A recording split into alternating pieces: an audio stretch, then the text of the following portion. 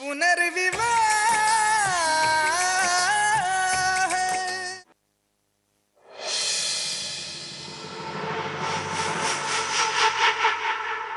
अम्मा भी ऐसे ही खिलाती। आवाज नहीं करना, धीरे धीरे खा लो चुपचाप।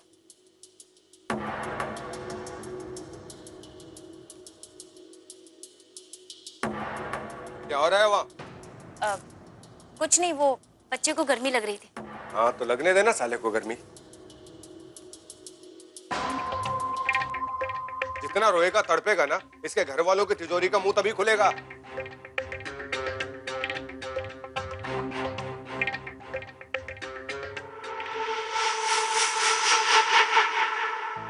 क्यों ले आई मैं इस बच्चे को अपने घर? अरे थोड़ी देर भूखा ही रह जाता, लेकिन अपनी माँ के पास तो पहुंच जाता। कितना तड़प रही होगी बेचारी। हे भगवान, बहुत बड़ा पाप हो गया मुझसे,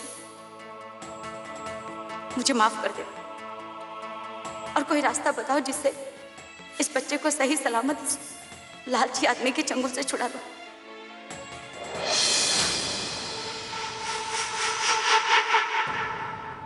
बहुत चालाक समझती है ना तो अपने आप को। हाँ छोड़ो ना। पापा क्या सोच रही थी तुम कि तू चुपके चुपके इस चूहे को खाना खिला देगी और मुझे पता नहीं चलेगा? हाँ सब जानता था, मैं सब जानता था, लेकिन कुछ नहीं बोला। पता है क्यों? क्योंकि इस चूहे का जिंदा रहना भी तो जरूरी है ना। एक बात कान खोल के सुन ले तू मंजू, अगर तूने इस चूहे को भागने में मदद की ना तो तेरा तो कुछ नहीं बिगड़ेगा, लेकिन ये चूहा बेमौत मारा जाएगा, समझी?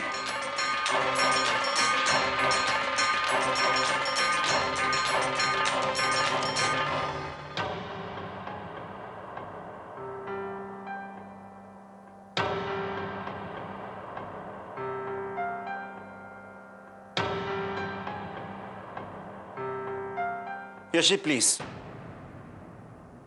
एक बार फिर से सोच लीजिए। इतनी बढ़िया प्रॉपर्टी आधे कीमत पे बेच रहे हैं। मुझे थोड़ा सा टाइम दे दीजिए, इसकी डबल कीमत दिलवा सकता हूं मैं आपको। मेरे पास टाइम ही तो नहीं है, मुझे अभी और इसी वक्त पैसों की जरूरत है। जैसे आपकी मर्जी।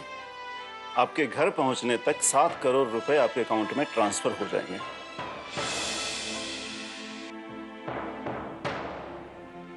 एफडी के 3 करोड़ रुपए मिल गए हैं मुझे।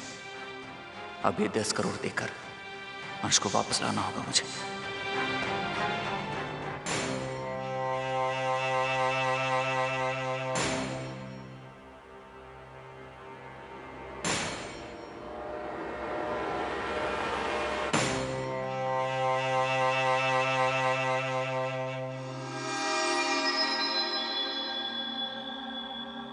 बाबूजी, आपके लिए खाना लाई हूं, खा लीजिए।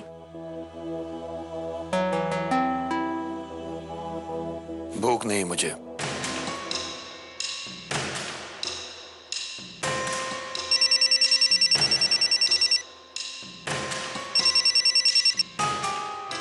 हेलो, कहिए।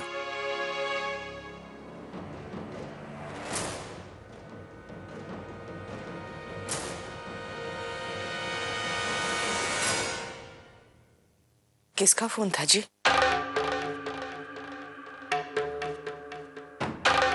ब्रोकर का। यश ने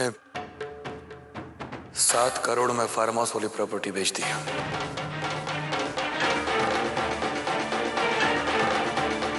न जमीन के एक टुकड़े का नहीं, न बाप की इज्जत का सौदा किया है।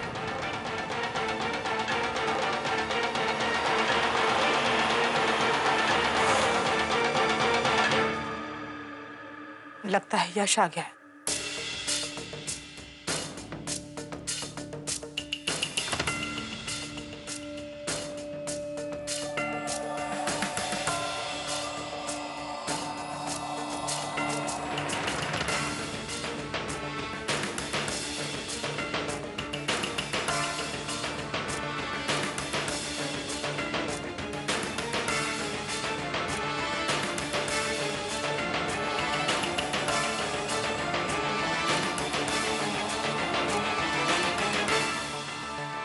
बाबूजी, आपको तो पता चल ही गया होगा, लेकिन फिर भी बताना मेरा फर्ज है कि 10 करोड़ का इंतजाम हो गया है। फार्म हाउस वाली प्रॉपर्टी बेच दी और एफडी से पैसे भी निकाल लिए हैं।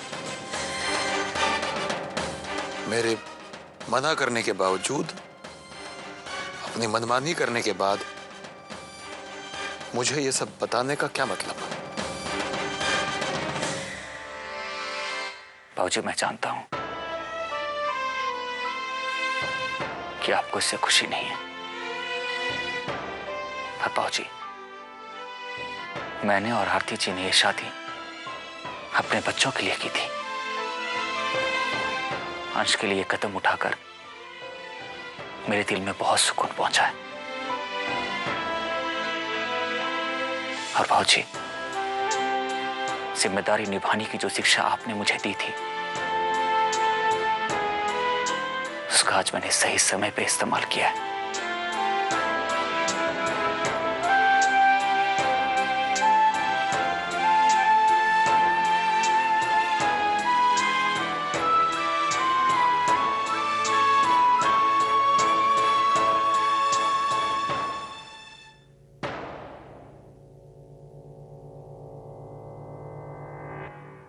इसमें यश का कोई दोष नहीं है जय। ये सब बहू का असर है। बहुत चालाक है अर्पिता बहू, बहुत होशियार। आजकल की लड़कियां अपने पति को उनके माँ बाप से छीन लेती। कोसती हूं उस घड़ी को जब ये पुनर्विवाह हुआ था।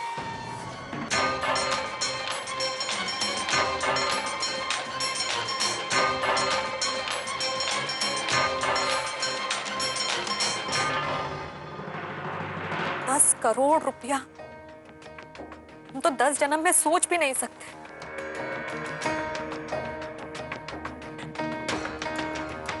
शोभा जी,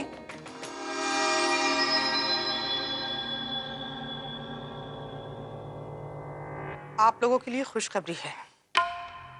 रातों रात चुटकी बजाते यश ने आपके पोते, आपकी आरती के बेटे को बचाने के लिए 10 करोड़ रुपए का इंतजाम कर लिया है।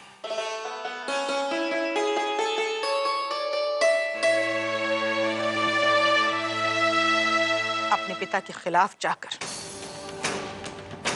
मेरे बेटे यश ने अपनी मेहनत से खरीदी हुई प्रॉपर्टी को बेच दिया है, अपनी एफडीज तोड़ दी है, और यह अनहोनी पहली बार हमारे परिवार में हुई है। शोभा जी, आपकी आरती, जिसे हम अपने बेटे यश के बिखरे हुए घर को बसाने की उम्मीद से लाए थे, उसी आरती ने हमारा घर तोड़ दिया।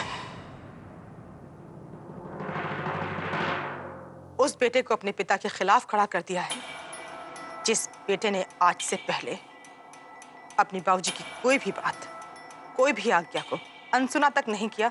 न मानना तो बहुत दूर की बात है।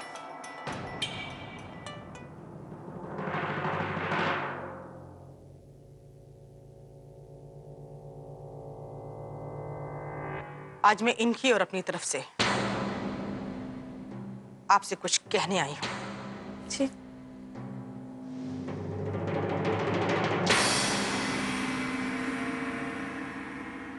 हम 10 करोड़ रुपए देकर अंश को आजाद कराने के लिए तैयार हैं।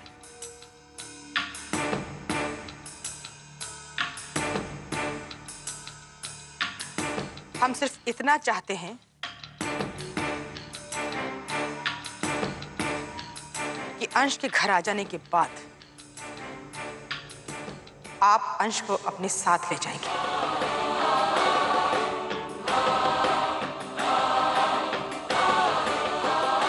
आरती को अगर इस घर में रहना है तो अंश के बिना ही रहना होगा। यश की पत्नी बनकर, पलक और पायल की मां बनकर, और इस घर की बहू बनकर। अंश के लिए इस घर में कोई जगह नहीं।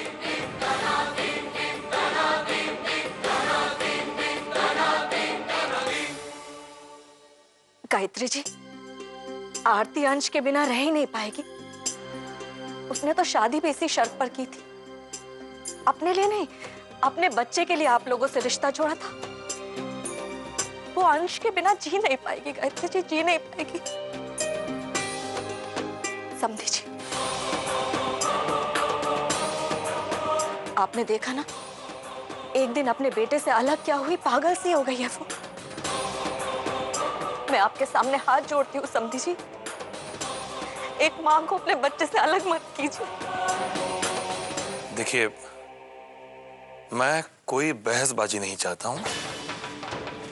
साफ साफ कह रहा हूं कि अगर आरती को सिंधिया परिवार का हिस्सा बने रहना है तो उसे अंश को छोड़ना पड़ेगा, वरना आरती भी यहां नहीं रह पाएगी।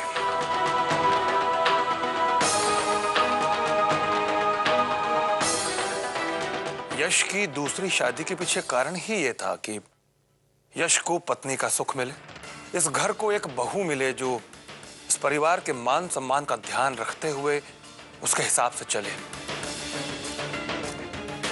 और बिन मां की बच्चियों को ममता भरा हाथ मिले। अंश को सब कुछ दिया हमने, इस खानदान का नाम दिया, एक भरा पूरा परिवार दिया। आपकी बहू को समाज में सर उठाकर जीने का मौका दिया, लेकिन बदले में हमें क्या मिला? बेइज्जती। अपने खुद के बेटे को अपनी तरफ पीठ करके खड़ा पाया हमने। ये तो गलत है। सूरज प्रताप जी, आपकी बात माफ कीजिएगा दुबे जी, मगर सच्चाई यही है। बहुत समय दे दिया हमने आरती को, अब और नहीं।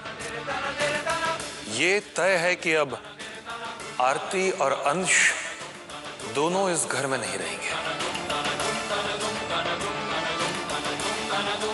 भले ही उसके लिए अगर ये पुनर्विवाह भी दांव पे लग जाए तो लग जाने दीजिए ऐसे दांव पर, लग जाने दीजिए ऐसे दांव पर, लग जाने दीजिए ऐसे दांव पर।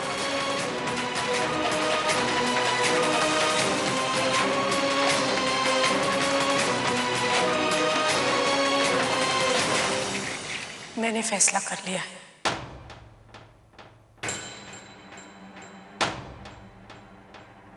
मुझे बाबूजी का हर फैसला मंजूर है।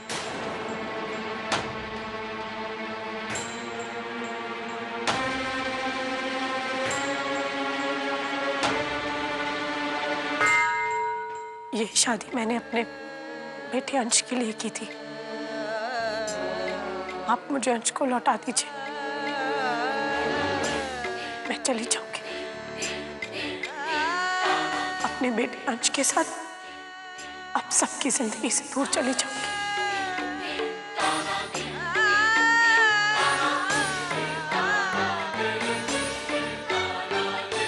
आरती, तू ये क्या कह रही है? नहीं भाभी, आप कहीं नहीं जाएंगी। बाबूजी प्लीज समझने की कोशिश कीजिए। यश की पत्नी है वो, और अंश हमारी जिम्मेदारी है बाबूजी। नहीं भैया, बाबूजी जैसा चाहते हैं मैं वैसे ही करूंगी। बस मुझे मेरा अंश मिल जाए और मुझे कुछ नहीं चाहिए। पागल हो गई है तू? शादी ब्याह मजाक या खेल नहीं है जो इस रिश्ते को इतनी आसानी से तोड़ने की बात कर रही है। जो भी बात हुई है आप दोनों के सामने हुई है, और आपकी बेटी ने सहमति भी दे दी अपनी। लेकिन फिर भी मैं खुले शब्दों में दोहरा दूं ताकि कोई किसी प्रकार की गलतफहमी ना रहे। हम अंश को वापस लाकर आपकी बेटी को सौंप देंगे, और आरती यश की जिंदगी से और इस घर से चली जाएगी।